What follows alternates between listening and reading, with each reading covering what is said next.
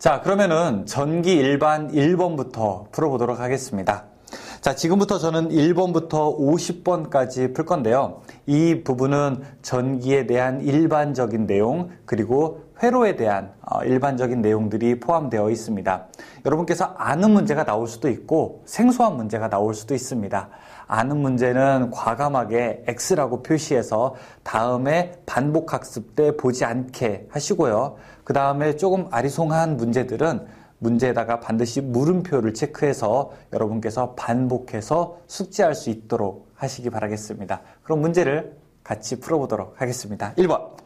원자 핵의 구속력을 벗어나서 물질 내에서 자유로이 이동할 수 있는 것이 무엇이냐? 자, 이 문제는 전기기능사 필기에 아주 고유적인 고유 1번이죠. 이러한 것을 우리가 자유전자라고 이야기를 하게 되죠. 전자 중에서 비교적 외부의 충격이나 외부의 영향에 의해서 쉽게 이동할 수 있는 전자를 이야기하고 있습니다. 2번, 물질 중에 자유전자가 과잉된 상태라고 하는 것은 무엇입니까? 물어보고 있습니다. 자유전자가 과잉된 상태라고 하는 것은 전자, 마이너스가 많이 있다는 거죠. 예를 들어 플러스가 하나 있는데 이렇게 마이너스가 많이 있다라고 하게 되면 과잉된 상태를 이야기하는 거고, 이렇게 마이너스가 많이 되어 있다는 것은 우리가 음전기가 되었다는 거죠. 즉 마이너스 전기 성질을 띠게 되었다는 것이고, 이렇게 전기적인 성질을 띠고 있지 않다가 전기적인 성질을 띠게 된 것을 우리가 대전됐다라고 이야기를 하게 되죠. 즉 마이너스로 대전된 상태다라고 이야기할 수 있습니다. 답은 1번입니다. 3번, 어떤 물질이 정상 상태보다 전자수가 많아져 전기를 띠게 되는 현상을 무엇이라고 합니까? 이야기하고 있습니다. 자, 조금 전에 한 이야기죠. 원래 이렇게 마이너스 하나 플러스 하나일 때는 전기적으로 중성 상태를 띠고 있습니다. 그런데 자, 이렇게 음전기가 많이 나와서 전체적으로 마이너스 전기를 띠게 됐어요. 혹은 마이너스가 하나 놀러가서 이렇게 플러스 전기, 양전기를 띠게 됐어요. 자, 이런 현상을 우리가 무엇이라고 하냐? 바로 대전됐다라고 이야기를 하게 되죠. 답은 3번, 대전입니다. 4번, 한 개의 전자 질량은 약 몇 킬로그램인가 물어보고 있습니다. 자, 이것은 우리가 간단하게 암기를 해야 되는데, 자, 끝에 승수를 기억하시기 바라겠습니다. 마이너스 31승을 기억하시게 되면서 2번의 답을 체크하시면 되겠습니다. 5번, 다음 중 가장 무거운 것은 무엇이냐? 자, 그런데 이것은 실제로 양성자 혹은 중성자 그리고 전자의 질량이 각각 몇 킬로그램이냐라고 하는 것을 암기하고 있느냐? 그것을 물어보는 게 아닙니다. 바로 원자의 구조를 여러분들이 알고 있느냐? 바로 그것을 물어보고 있죠. 즉 원자의 구조는 어떻게 되어 있습니까? 플러스가 되어 있는 양성자, 그쵸? 그리고 전기적인 성질이 없는 중성자. 자, 이것들을 우리가 원자 핵이라고 이야기를 하게 되죠. 이 원자 핵과 함께 자, 마이너스를 떼고 있는 전자를 우리가 이제 이렇게 하나의 원자라고 구성을 하고 있습니다. 그러면 여기서 가장 무거운 것은 무엇일까요? 즉 1번을 보게 되면 양성자와 중성자의 합이 가장 무겁다 이 이야기를 하고 있고, 2번은 양성자와 전자를 합친 게 가장 무겁다 이야기를 하고 있어요. 그런데 3번은 원자 핵의, 이 두 가지를 합쳐서 원자 핵이라고 했죠. 그렇죠? 원자 핵과 전자를 합친 게 가장 무겁다. 그러니까 하나, 둘, 세 개를 합친 게 가장 무겁다 이야기를 하고 있고, 마지막 4번은 중성자와 전자를 합친 게 가장 무겁다 이야기를 하고 있어요. 물론 무게가 어느 것은 그냥 티끌만큼 가벼운 것도 있지만 어쨌든 세 개를 합친 것이 가장 무겁다고 볼 수가 있죠. 그런 측면에서 답은 몇 번? 3번이 되겠습니다. 6번, 반지름 5mm인 구리선에 10A의 전류가 흐르고 있을 때 단위 시간당 구리선의 단면을 통과한 전자의 개수는 무엇이냐 물어보고 있습니다. 자, 우리가 1A라고 하는 것은 무엇일까요? 1A. 1A라고 하는 거는요, I는 T분의 Q, 즉 1초 동안에 1쿨롱의 전기량이 이동하는 것을 우리가 1A라고 이야기를 하게 됩니다. 그러면은 1쿨롱이라고 하는 것은 무엇이냐? 전자의 개수로 하게 되면은요, 1쿨롱은 전자 6.24 곱하기 10의 18승 개의 전자가 이동했을 때 이것을 우리가 1쿨롱이라고 이야기를 하게 됩니다. 즉 그러면은 10A는 무엇이냐? 1초 동안 10쿨롱의 전기량이 이동하게 된 거죠. 10쿨롱. 그럼 10쿨롱은 어떻게 되냐? 10쿨롱이라고 하는 것은 자 6.24 곱하기 10의 19승 개의 전자가 이동하게 된 겁니다. 따라서 답은 2번이 될 수가 있습니다. 7번 전기량의 단위로 알맞은 것은 무엇이냐? 1번의 쿨롱이죠. 8번 어떤 전지에 5A의 전류가 10분 동안 흘렀다. 자, 이때 도체를 통과한 전기량은 얼마가 되는가 물어보고 있습니다. 자, 역시 이어지는 문제죠. I는 T분의 Q입니다. 전기량 물어봤습니다. 여러분, 우리가 무슨 량, 전기하고 뒤에 량이라고 들어가게 되면요, 이거는 전기 곱하기 량은 반드시 시간이라는 의미입니다. 전기량은 Q죠. 그러면은 Q는 어떻게 됩니까? I 곱하기 T가 되는 거죠. I 곱하기 T가 되는 거고, 자, 여기서 흐르는 전류가 5A라고 했고, 그 다음에 시간은 10분이라고 했습니다. 이것을 우리가 초로 환산해야 됩니다. 반드시 시간은 초로 환산해야 되게 되는데 10분이면 600초가 되는 거죠. 그러면 600 계산하게 되면은 5 곱하기 600 하게 되면 3000이 되겠네요. 답은 3000쿨롱이 됩니다. 4번이죠. 9번 도체의 단면적이 5제곱미터인 곳을 3초 동안 10쿨롱의 전하가 통과했다면 이때의 전류는 어떻게 되는가 물어보고 있습니다.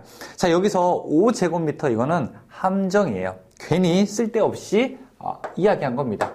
중요한 거는 전류 I는 바로 T분의 Q라고 하는 이 사실뿐입니다. 시간이 3초고요. 그 다음에 전기량이 30이라고 합니다. 그러면 뭐 간단하네요. 전류는 10A가 되게 됩니다. 10번 어떤 도체에 5초간 4쿨롱의 전하가 이동했다면 이 도체에 흐르는 전류는 어떻게 되는가 물어보고 있습니다. 자, 역시 동일한 식으로 풀어볼 수 있는 거죠. I는 T분의 Q가 되죠. 지금 시간이 5초간이라고 했고 그 다음에 4쿨롱이라고 했습니다. 그러니까 5초간 4쿨롱이라고 했으니까 이거는 0.8A가 되겠죠. 그렇죠? 그런데 지금 보시게 되면 0.8 나오고 2번 같은 경우에는 10의 3승 mA고요. 그 다음에 4번은 8 곱하기 10의 3승 mA입니다. 그런데 답은 2번이죠. 왜냐? 0.8 곱하기 10의 3승 mA라고 하게 되면 밀리가 결국 10의 마이너스 3승이기 때문에 요것 없어지게 되면은 0.8A가 되니까 답은 2번이 되겠습니다. 11번 다음 재료 중에 저항률이 가장 큰 것은 어느 것인가 물어보고 있습니다. 저항이 가장 큰 순서, 여기 이제 나와 있는 것들 중에서는 그래도 납이 가장 크다고 할 수가 있습니다. 답은 3번이죠. 12번 금속의 물리적 성질 중에서 최적 고유 저항이 가장 큰 금속은 무엇이냐? 역시 11번과 동일한 문제라고 우리가 볼 수가 있죠. 답은 4번입니다. 13번 고유 저항의 단위로 맞는 것은 무엇이냐?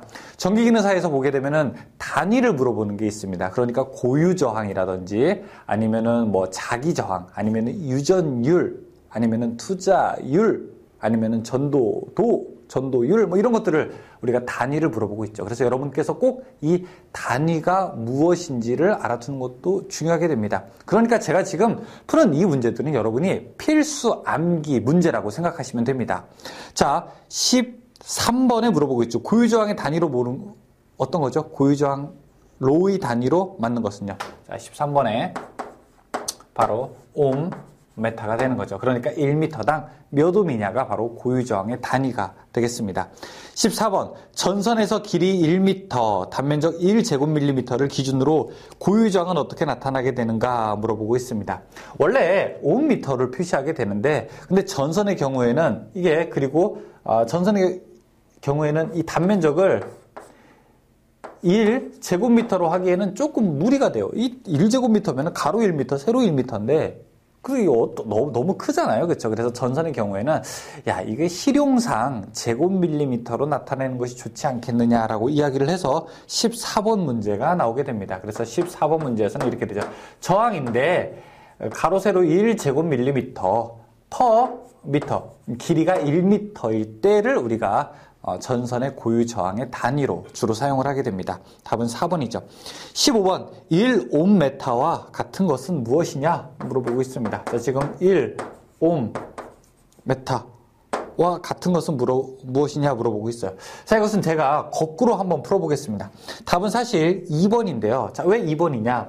2번은 이렇게 돼 있죠. 10의 6승, 그 다음에 옴, 그 다음에 제곱밀리미터 퍼 미터라고 돼 있어요. 자, 이거 왜 그러냐? 여러분께서 여기 보시게 되면은 이게 미터가 두 번 있는 게 아니죠. 그쵸? 이 뒤에 있는 게 미터고 요 앞에 있는 거는 밀리입니다. 밀리라고 하는 것은 저기 우리가 앞에서 이야기했던 것처럼 이건 무슨 뜻이냐? 이거는 10의 마이너스 3승을 이야기하는 거예요. 따라서 이것을 우리가 한 번 더 풀어보게 되면은 10의 6승 그리고 옴 그리고 자 10의 마이너스 3승 그 다음에 미터 제곱 퍼 미터 이렇게 이제 우리가 표현을 할 수가 있습니다. 그러면은 자 이 10의 마이너스 3승의 제곱이니까 10의 마이너스 6승이 되는 거죠. 따라서 요거 이렇게 이제 없어질 수가 있습니다. 그렇죠? 그러면은 1 옴 제곱미터 퍼 미터가 돼요. 그러면은 요거랑 이제 없어지게 되죠. 그러면 남는 것은 무엇이냐? 1 옴 메타가 되겠습니다. 따라서 답은 몇 번? 2번이라고 우리가 볼 수가 있죠. 16번 전도도의 단위는 무엇입니까? 전도도는 얼마나 전기가 잘 통하냐? 그것을 이야기하고 있습니다. 이것은 우리가 모, 퍼, 메타라고 합니다. 이거 읽을 때 뭐라고 해요? 뭐라고 하는 거는 옴, 저항의 역수죠. 얼마나 전기가 잘 통하냐죠. 저항은 얼마나 전기가 잘 통하지 않느냐. 즉, 자, 옴 분의 1이 무엇이죠? 모가 되는 겁니다. 자, 그러면은 답은 4번이 되는 거죠. 네. 17번. 다음 설명 중에서 잘못된 것은 무엇입니까? 물어보고 있습니다. 자, 저항률의 역수는 전도율이다. 도체의 저항률은 온도가 올라가면 그 값이 증가한다. 저항의 역수는 컨덕턴스이고 그 단위는 지멘스를 사용한다. 도체의 저항은 단면적에 비례한다. 이렇게 나와 있는데 4번이 좀 이상하네요. 그렇죠? 자, 왜냐? 원래 저항이라고 하는 것은 고유 저항에는 비례하고 그 다음에 면적에는 반비례하고 길이에는 비례하게 되어 있는 거 아니겠습니까? 이 단위는 옴이 되는 거고요. 따라서 면적에는 어떻게 되죠? 반비례하게 되죠. 따라서 4번은 잘못된 말이죠. 18번 다음 중 틀린 것은 무엇이냐? 자, 저항의 역수는 컨덕턴스이다. 저항률의 역수는 도전율이다. 어쨌든 나와 있는데 4번에 저항률의 단위는 모 퍼 제곱미터가 아니라 아까 저항률은 뭐라고 했어요? 옴메타라고 했잖아요. 그렇죠? 옴메타. 4번이 잘못된 얘기죠. 19번 도체의 길이 L미터, 단면적 S제곱미터의 저항 R은 모 S분의 L로 표시되는데 여기서 모의 역수를 무엇이라고 하는가 물어보고 있습니다. 자, 19번 보게 되면은 자, 로죠, 로. 그쵸? 로라고 하는 거는 뭐예요, 이게? 고유저항이라고 했죠. 고유저항이라고 하는 거는 그 물질이 가지고 있는 전기가 잘 안 통하는 어떤 상수, 그 크기를 이야기했어요. 근데 이것의 역수는 무엇이냐 물어보고 있어요. 고유저항은 뭐라고 해요? 전기가 잘 통한다, 안 통한다? 안 통한다고. 이것의 역수를 취하게 되면요. 이것은 얼마나 전기가 잘 통하냐? 도전율이 되게 되는 겁니다. 그렇죠. 답은 3번이죠. 그리고 이걸 읽을 때는 자, 로 분의 1은 뭐냐? 이건 우리가 시그마라고 있습니다. 시그마. 자, 20번. 전선의 길이를 2배로 늘리면 저항은 몇 배가 되는가? 단 동선의 최적은 일정하다라고 되어 있습니다. 제가 이것을 비유할 때는 가래떡으로 비유를 하게 됩니다. 여러분 가래떡 한번 보세요. 자, 제가 지금 손으로 가래떡 가지고 있습니다. 가래떡을 가지고 쭉 늘려봐요. 길이를 2배로 늘렸다고 한번 해보세요. 쭉 늘려요. 그러면은 굵기는 어떻게 됩니까? 굵기 그대로입니까? 아니죠. 굵기는 더 얇아지게 되죠. 따라서 길이가 2배가 되면은 굵기는 또 반이 되게 됩니다. 따라서 자, 20번 문제. 예를 들어 20번 문제 맞죠? 네. 자, 원래 전선의 고유저항 R은 자, 로 A분의 L인데 여기서 길이를 몇 배로 한다고 했어요? 자, 이 길이를 2배로 한다고 했어요. 그쵸? 자, 그리고 면적을 어떻게 했어요? 면적이 그럼 반으로 된다고요. 왜? 단이라는 조건을 붙였기 때문에 단이라는 조건에서 무엇이라고 했어요? 최적이 일정하다라고 되어 있죠. 여러분들이 기능사 문제 풀어볼 때 항상 문제 끝에 괄호치고 단이라는 말 들어간다면 무슨 말? 단이라는 말 들어간다면 이 문제, 이 말에 있는 나와 있는 이 이야기가 이 용어가, 이 서술이 문제 전체의 성격을 좌우하게 돼요. 그래서 원래 길이가 2배로 늘어났다라고 하게 되면 당연히 저항도 2배가 늘어나죠. 그런데 이 문제에서 최적이 일정하다라고 했기 때문에 길이가 2배 늘어가면은 면적은 반으로 줄어든다고요. 그럼 길이가 2배 늘어나고 면적이 반으로 줄어들게 되면 이건 몇 배가 됩니까? 4배가 증가하게 되겠죠. 몇 배? 4배. 몇 배? 4배가 증가하게 된다는 거죠. 따라서 답은 3번이 됩니다. 자, 21번에 같은 맥락으로 어떤 도체의 길이를 2배로 하고 단면적을 3분의 1로 했을 때, 자, 이때는 길이를 2배. 자, 저항은 로 A분의 L인데 이번에는 길이를 2배로 하고 단면적을 3분의 1배로 했다고 해요. 그러면 몇 배가 됩니까? 당연히 몇 배? 6배가 되는 것이죠. 그렇죠. 답은 몇 번? 3번. 22번. 이 쿨롱의 전기량이 2점간을 이동하여 12줄의 일을 했을 때 2점 간의 전이차는 어떻게 되는가 물어보겠습니다. 자, 일단 이 문제 풀기 전에 우리가 기본식 하나 알고 넘어갈게요. 자, 한일 W는 VQ다. 이거 뭐냐? 전기량과 전압의 곱이다. 따라서 전압이라고 하는 것은 무엇이냐? 한 일을 무엇으로 나눈 거다? 전기량으로 나눈 거다. 라고 이렇게 이야기를 할 수 있습니다. 지금 이거 물어보고 있는 거예요. 전압 물어보고 있는 거예요. 한 일을 얼마나 일을 했대요? 일을 총 한 개, 12주를 일을 했대요. 여러분이 돌 몇 개 움직였대요? 12개 돌을 옮겼대요. 몇 명이서? 2쿨롱, 2명이서. 그러면 한 놈당, 한 명당 전이차, 한 일은 얼마예요? 당연히 6볼트죠. 그쵸? 총 한 일을 전기량으로 나누게 되면은 전기량 하나가 한 일이 되게 되는데 그 전기량 하나가 한 일이 바로 우리가 이야기하는 볼트, 전위가 되는 겁니다. 답은 1번이죠. 6. 그쵸? 23번. 2점 사이에는 20쿨롱의 전하를 옮기는데 80줄의 에너지가 필요하다면 2점 사이에 전하는 얼마인가 물어보겠습니다. 자, 역시 똑같은 식 사용합니다. 한 일을 뭘로? 전기량으로 나누게 돼요. 한 일이 얼마? 80. 자, 전기량은 몇 개? 20개. 그럼 얼마? 4V 되겠네요. 답은 3번. 24번. 금속도체의 전기저항은 일반적으로 온도와 어떤 관계가 되는가 물어보고 있습니다. 여러분, 우리가 이제 구리전선이 있는데, 자, 이 분필이 구리전선이라고 한번 생각을 해보세요. 이 분필이 구리전선인데, 전기가 잘 통하죠, 구리는. 잘 통하고 있는데, 여러분들이 만약에 라이터로 착 밑에서 불을 달군다고 한번 생각을 해보죠. 그럼 어떻게 될까요? 저항은 커질까요? 작아질까요? 일반적으로 저항은 커지게 됩니다. 즉, 자, 이쪽이 온도라고 하고, 자, 여기가 저항이라고 하게 되면, 온도가 증가할수록 저항은 어떻게 돼요? 증가하게 됩니다. 이 일반적인 도체는 이런 특성을 가지고 있습니다. 그러나 반도체라든지 뭐 그런 것들은 뭐 0에서 시작하지는 않죠. 그렇죠? 반도체라든지 그런 것들은 오히려 내려가게 되죠. 그걸 우리가 부성 저항 특성이다라고 이야기하게 됩니다. 어쨌든 일반적인 도체는 어떻게 된다? 뜨거워지면 저항이 커지게 되는 겁니다. 따라서 2번 전기 저항은 온도의 변화의 정특성, 플러스.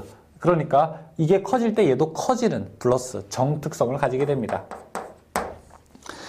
25번. 20도에서 저항의 온도 계수가 0.004인 동선의 저항이 100옴이었다. 이 동선의 온도가 80도일 때 저항은 얼마가 되는가 물어보고 있습니다. 이거는 사실은 우리가 뭐라고 할까요? 손 안 대고 코 풀기? 뭐 그런 문제예요. 왜? 제가 뭐라고 했어요? 뜨거워지게 되면 저항이 어떻게 된다고 했어요? 올라간다고 했잖아요. 근데 지금 저항이 얼마래요? 25번 문제가 지금 20도가 있는데 20도씨에서 저항이 100옴이래요. 100옴. 그쵸? 그러면은 80도씨에서 저항이 몇 옴이겠느냐? 이거 물어보는 거예요. 당연히 온도가 올라가게 되면 저항이 어떻게 된다고요? 당연히 커진다고요. 그러니까 100보다는 커지겠죠. 100보다 커진 거 하나밖에 더 있습니까? 몇 번? 4번밖에 더 있습니까? 그쵸? 하지만 우리는 또 이제 공학도이기 때문에 이런 감각으로 문제를 푸는 것도 좋지만 한번 이 공학적으로도 문제를 풀 필요가 있죠. 자, 온도는 이렇습니다. 지금 이게 25번이죠. RT는 이제 마지막의 온도는 이렇게 됩니다. 마지막의 온도는 초창기의 온도. 그걸 우리가 R0라고 할게요. R0, 1 플러스 1이라고 하는 건 이게 R0에다가 1을 곱하게 되면 이게 초기의 온도죠. 그쵸? 그 다음에 상승된 온도입니다. 상승된 온도는 알파0. 그러니까 온도 계수예요. 그 다음에 T2 마이너스 T1. 이게 상승된 온도에서 그 다음에 초기의 온도를 빼게 되는 겁니다. 이거 이제 그대로 풀어보게 되면은 이렇게 이제 볼 수 있죠. 처음의 저항은 얼마입니까? 100. 100보다는 크죠? 1 플러스. 자, 온도 계수가 0.004래요. 그러니까 온도가 1도 바뀔 때마다 0.004옴이 증가한다는 얘기입니다. 옴이라고 하기엔 좀 그렇고 0.004만큼 커진다는 얘기죠. 그렇죠? 비례해서. 그 다음에 나중에 온도가 얼마냐? 80도였고 자, 초기 온도가 얼마냐? 20도였어요. 그러니까 상승된 온도는 총 얼마? 60만큼이죠. 이걸 계산하게 되면은 그럼 얼마? 124옴이 되게 됩니다. 이렇게도 이제 풀 수가 있죠. 그런데 이거 좀 잘 생각 안 나시는 분들은 제가 아까 조금 전에 이야기했던 좀 센스가 있으신 분들은 이렇게도 풀어도 문제가 될 거는 없습니다. 26번. 전류를 계속 흐르게 하려면 전압을 연속적으로 만들어주는 어떤 힘이 필요하게 되는데 이 힘을 무엇이라고 하게 되는가? 전기를 계속 공급해 줄 수 있는 바로 그 힘을 무엇이라고 하냐? 전력. 기전력이라고 하는 거는 전류를 지속적으로 흘릴 수 있는 힘을 이야기하게 됩니다. 다음에 그럼 자석에 가게 되면 이 힘이 뭐가 됩니까? 그러면 이건 바로 기자력이 되죠. 이거는 뭐예요? 자속을 지속적으로 흘릴 수 있는 힘을 우리가 기자력이라고 이야기를 하게 되죠. 27번. 옴의 법칙을 바르게 설명한 것은 무엇이냐? 이거는 안 나올래 안 나올 수가 없죠. I는 R분의 V. 계산하는 것보다는 이렇게 말로 나오는 게 더 어려울 수 있어요. 전류는 전압에 비례하고 저항에는 반비례한다. 이렇게 돼 있죠. 그러니까 2번이 맞는 말이네요. 28번. 옴의 법칙을 바르게 설명한 거. 역시 이제 뭐 똑같은 것 같은 이제 문제가 되죠. 자, 2번이 되죠. 29번. 옴의 법칙에서 전류는 무엇이냐? 전류라고 하는 거는 저항에는 반비례하고 전압에는 비례한다. 이 얘기가 되죠. 자, 다음에 30번. 저항 R1, R2를 병렬로 접속하면 합성 저항은 어떻게 되는가 물어보고 있습니다. 자, 30번이죠. 저항이 만약에 두 개가 있다. 자, 이렇게 하나, 둘. 자, 이거를 R1이라고 하고 이거를 R2라고 하게 되면 원래 우리가 합성 저항은 어떻게 구하게 됩니까? R 토탈을 구하게 되려면은 각각 R1분의 1 플러스 R2분의 1 병렬로 있을 때는 분의 1 이렇게 이제 계산을 하게 되죠. 그쵸? 근데 요거를 계산하게 되면 어떻게 돼요? 한번 통분하게 되면요. 제가 그냥 번거로도 한번 해볼까요? R1, R2분의 R2 플러스 R1, R2분의 R1 분의 1이 되는 거죠. 그쵸? 맞습니까? 그러면 요거 어떻게 돼요? 이거는 R1, R2분의 R1 플러스 R2분의 1 이렇게 되죠. 그럼 이거 어떻게 돼요? 결국에는 R1 플러스 R2분의 R1 곱하기 R2. 즉 이것은 우리가 두 개가 있을 때는 합분의 곱 이렇게 이야기할 수 있게 되는 거죠. 이 과정 한번 해보시면 됩니다. 그래서 그 저항 두 개가 병렬로 있을 때는 우리가 합분의 곱 그렇게 우리가 쉽게 이야기할 수 있죠. 답은 그래서 몇 번? 3번이 될 수 있죠. 31번. 저항의 병렬 접속에서 합성저항을 구하는 것으로 설명해서 옳은 것은 합성저항 바로 이 얘기죠. 각각에 있는 저항의 역수라고 하는 거는 분의 1, 그렇죠? 분의 1을 합한 다음에 다시 역수를 취하는 거죠. 그러니까 저항의 역수의 합의 역수죠. 역수의 합의 역수를 취하게 되면 되는 거죠. 답은 3번이죠. 3번. 32번. 0.2모의 컨덕턴스를 가진 저항체에 3A의 전류를 흘리려면 몇 볼트의 전압을 가하면 되겠는가 물어보고 있습니다. 자, 일단 기초 지식. 우리가 저항 R이라고 하는 거는 컨덕턴스 분의 1을 이야기하죠. 다음에 컨덕턴스는 어떻게 됩니까? 저항 분의 1이죠. 그래서 저항과 컨덕턴스는 서로 역수의 관계가 성립이 되죠. 따라서 여러분이 0.2모의 컨덕턴스라고 이야기하면 0.2모가 얼마야? 라고 이야기한다면은 그게 헷갈리게 되면 R은 어떻게 됩니까? 0.2분의 1이니까 이것은 오hm. 오음의 저항에 그 얘기랑 똑같은 거예요. 그럼 이제 문제가 이해하기 조금 쉽죠. 오음의 저항에 3A의 전류를 흘리려면 몇 볼트를 전압을 가하면 되겠는가 물어봅니다. V는 I 곱하기 R이죠. 그쵸? 그러면은 전류가 얼마예요? 3A. 그 다음에 저항이 얼마입니까? 저항이 5ohm이죠. 그러면 얼마? 15V가 되겠죠. 답 얼마? 15V죠. 다음 33번. 24V의 전원전압에 의하여 6A의 전류가 흐르는 전기회로의 컨덕턴스는 얼마가? 물어보고 있습니다. 컨덕턴스라는 말 조금 헷갈린다. 나 이거 이상하다. 좀 어렵다. 라고 하시는 분들은 저항을 구한 다음에 저항의 역수를 취하면 돼요. 그냥 1 나누기 저항 하면 됩니다. 자, 24V 6A라고 했으니까 일단 저항부터 구해봐요. R은 I분의 V. 전류가 얼마냐? 6A. 전압이 얼마냐? 24. 그러면 얼마? 6, 4, 24. 4ohm이죠? 자, 이거 컨덕턴스. 그럼 컨덕턴스는 얼마입니까? R분의 1이니까. 자, 4분의 1. 그럼 이거 얼마입니까? 0.25. 답은 뭐예요? 모! 이렇게 되는 거죠. 컨덕턴스의 단위는 모죠. 0.25. 답은 1번이죠. 34번. 2ohm의 저항과 3ohm의 저항을 직렬로 접속할 때 합성 컨덕턴스는 얼마냐? 물어보고 있습니다. 자, 일단 합성 저항은 얼마예요? 2ohm과 3ohm을 직렬로 연결하게 돼요. 그러면 5ohm이죠. 그럼 컨덕턴스는 얼마예요? 컨덕턴스는 저항분의 1. 그럼 5분의 1. 그럼 얼마예요? 0.2. 모. 답은 0.2. 뭐 이렇게 쉬운 문제를 내. 그쵸? 35번. 그림에서 2ohm의 저항에 흐르는 전류는 몇 암페어인가? 물어보고 있습니다. 35번. 지금 저항이 이렇게 병렬로 되어 있어요. 하나, 그 다음에 둘. 여기가 2ohm이고 여기가 3ohm이에요. 근데 여기서 앞에서 들어가는 전류가 10A라고 이야기합니다.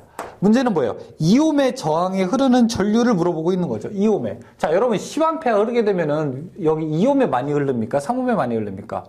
당연히 2옴에 많이 흐르게 되겠죠. 왜? 저항이 더 작으니까 저항이 더 작은 쪽으로 많이 흐르게 되겠죠. 그래서 여기에 흐르는 전류를 I1이라고 하면은 굳이 우리가 식으로 나타내면은 I1은 두 개를 합친 것분의 2 플러스 3분의 남의 거예요. 3 곱하기 전체 전류 10 하게 되면은 5분의 3 곱하기 10 하게 되면 얼마입니까? 6A 이렇게 나올 수 있죠. 그런데 우리가 이렇게 식으로 풀지 않고 자 2옴이랑 3 저항이 2대 3이면 전류는 뭐예요? 3대 2죠. 3대 2 10A를 3대 2로 하게 되면 여기 얼마? 6A가 되겠죠. 그냥 느낌으로도 풀 수 있죠. 답은 4번. 36번 기전력이 1.5V 내부 저항이 0.1옴인 전지 10개를 직렬로 연결하고 2옴의 저항을 가진 전구에 연결할 때 전구에 흐르는 전류는 얼마가 되겠는가 물어봅니다. 자, 1.5V가 10개 있다고 해요. 그러면 전압은 얼마? 1.5V가 10개 있으니까 15V. 자, 다음에 0.1옴짜리가 10개 있으니까 얼마? 1옴. 자, 여기다가 외부에다가 전구를 연결했는데 이 전구의 저항이 글쎄 몇 옴? 2옴이라고 이야기합니다. 그러면 이때 전구에 흐르는 전류는 몇 암페어인가? 이거 물어보는 거죠. 그쵸? I. 그럼 뭐 이거 옴의 법칙이죠. I는 R분의 V. R 값이 얼마예요? 전체 3옴이죠. 3분의 15. 그럼 얼마? 5A가 되겠네요. 답은 5A. 37번. 컨덕턴스 G, 저항 R, 전압 V, 전류를 I라고 할 때 G와의 관계가 옳은 것은 무엇이냐 물어보겠습니다. 자, G. 여러분 원래 R은 뭐예요? I분의 V죠. 그쵸? 그러면 G는 뭡니까? G는 V분의 I. 이렇게 될 수 있겠네요. 답은 2번이죠. 3번. 그림에서 폐회로에 흐르는 전류는 몇 암페어인가 물어보고 있습니다. 38번. 지금 전류가 하나는 15V랑 하나는 5V인데 서로 방향이 어때요? 서로 싸우자는 방향이에요. 그렇죠? 문제를 한번 볼게요. 자, 여기에 이렇게 되어 있죠. 여기에 5옴이 있고 그 다음에 자, 이렇게 15V가 있고 자, 그리고 이쪽에 3옴이 있고 자, 그리고 이쪽에 5V가 있습니다. 그러면은 자, 얘 다 전류를 이쪽 방향으로 위로 흘리는 거기 때문에 둘이 싸우게 되면 얘가 이기죠. 얼마만큼? 10만큼 이기게 되죠. 15랑 5니까. 그쵸? 그래서 전이차는 10V가 나게 되고, 이 전체 회로의 저항은 얼마예요? 8이죠. 그쵸? 그럼 여기 흐르는 전류 I는 R분의 V, R 값이 8분의 전압이 10 하게 되면 이거 얼마입니까? 1.25 나오나요? 그쵸? 1.25A가 되겠네요. 답은 1.25A. 39번.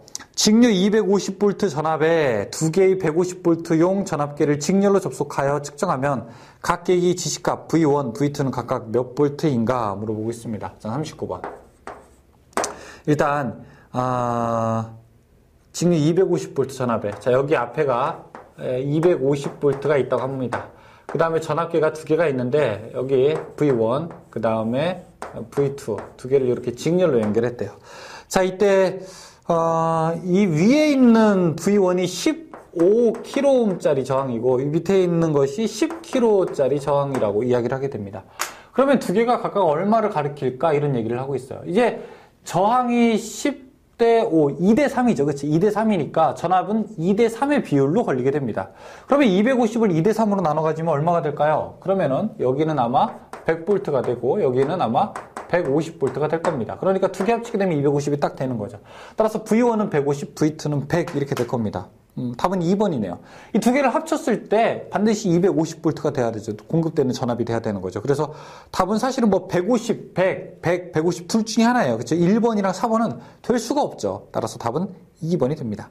40번. 10옴과 15옴의 병렬 회로에 15옴에 흐르는 전류가 3이라면 전체 전류는 얼마인가 물어보고 있습니다.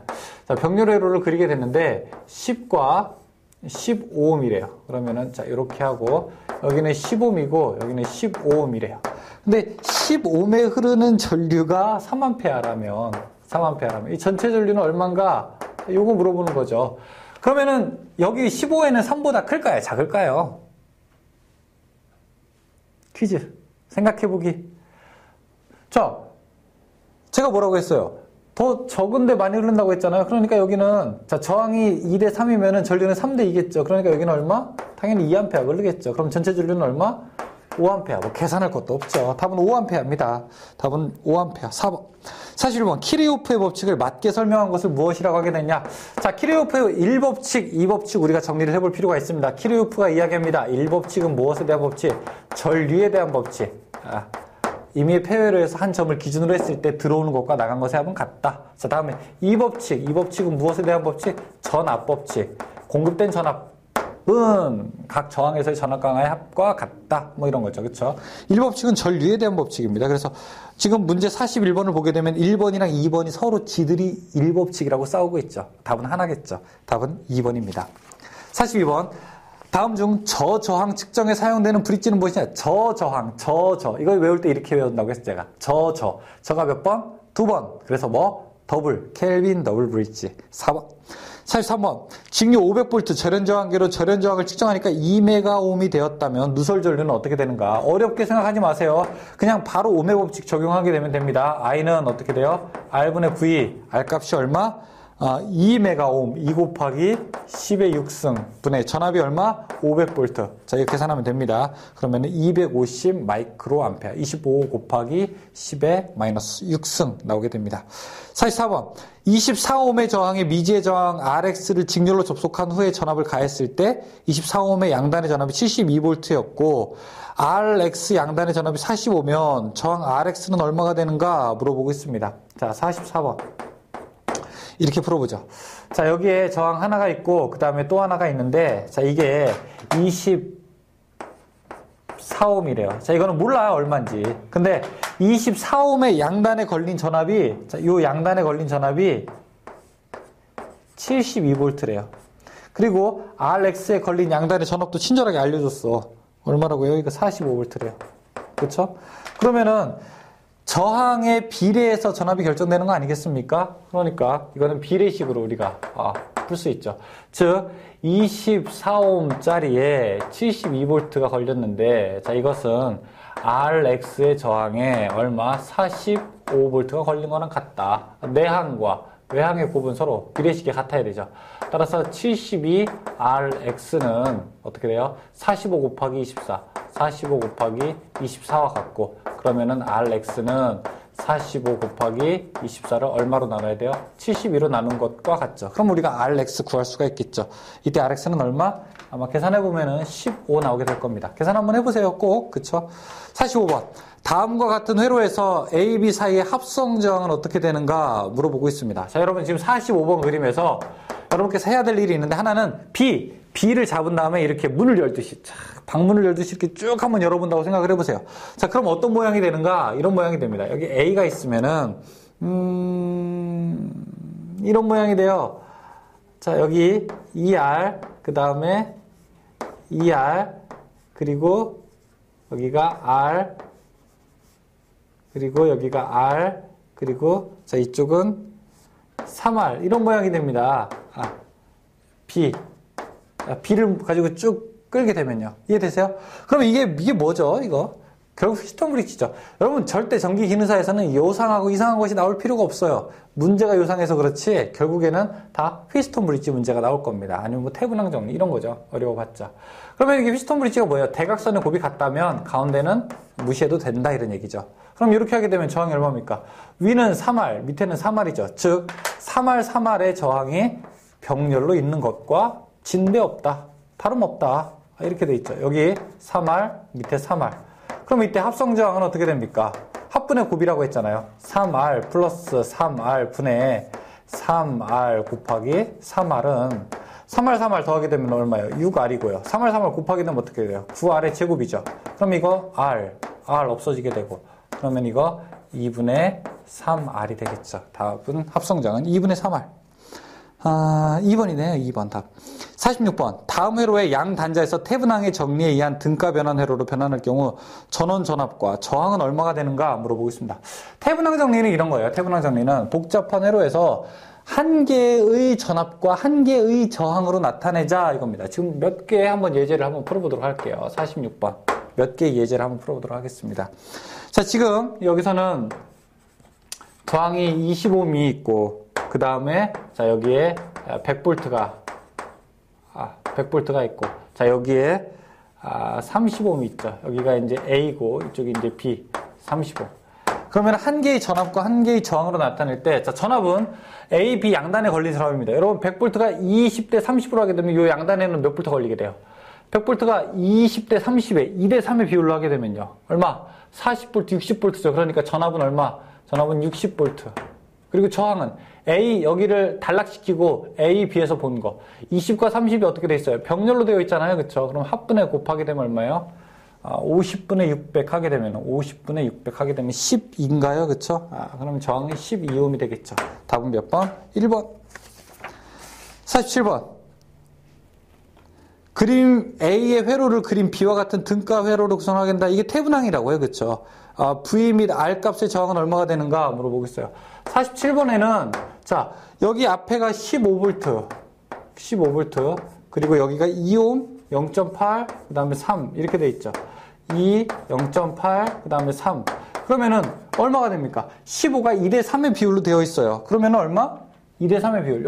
여기 양쪽에 몇 번 얼마? 9V가 되는 거고요. 그 다음에 합성 저항은요. 0.8이 직렬이고 2, 3이 병렬로 되어 있어요. 그럼 이 얘기는 무엇이냐? 자, 여기 0.8이 직렬이고 그 다음에 여기 2, 그 다음에 3 병렬로 되어 있다는 거예요. 두 개 하게 되면 1.2죠. 1.2에다가 합분에 곱하면 1.2죠. 1.2에다가 1.8 하게 되면 2ohm이 되겠네요. 2ohm.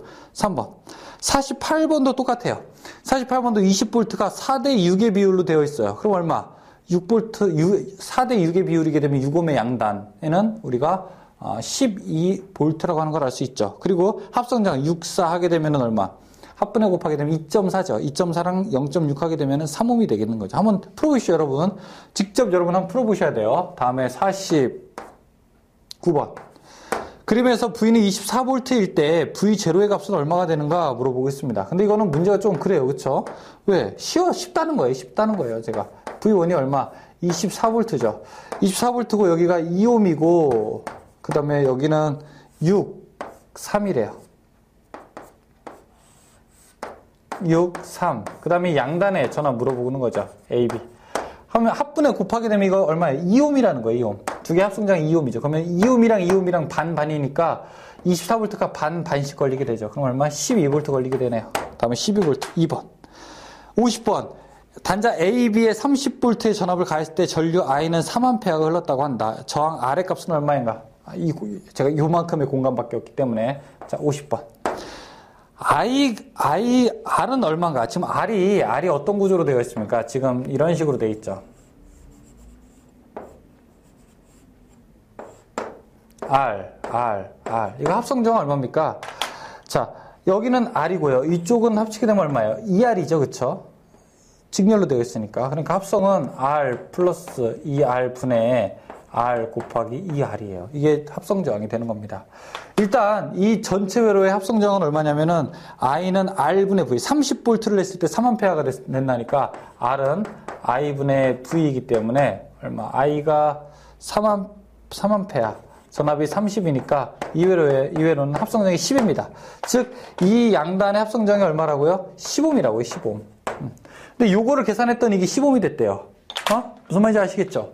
그러면 이걸 어떻게 내? 이게 3R이죠. 3R분의 2R의 제곱.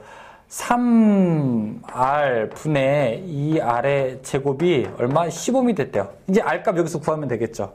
2R 요거 약분하게 돼요. 그럼 얼마?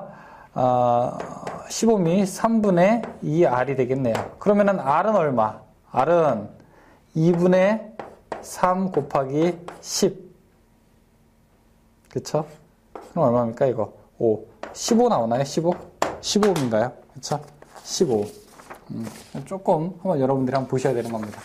델타 회로는 이따가 좀 나올 거예요. 자, 여기까지 우리가 한번 50번까지 문제를 제가 풀어봤습니다. 뭐 사실은 다 계산하는 문제들이 대부분입니다. 근데 여러분께서 기억하셔야 될 게 여기 있는 것들 중에서 우리가 한 뭐 3줄 이상 문제를 푸는데 3줄 이상 필요한 것들이 없다. 그러니까 간단한 시 오음의 법칙, I는 R분의 V, 그 다음에 컨덕턴스 변환, 그 다음에 마지막 태분항의 정리, 그 다음에 회로 직병렬, 이 구조 정도만 알고 있게 된다면 여러분들이 충분하게 풀 수 있는 문제들로 구성이 되어 있습니다. 잠깐 쉬었다가 51번부터 같이 풀어보도록 하겠습니다. 수고하셨습니다.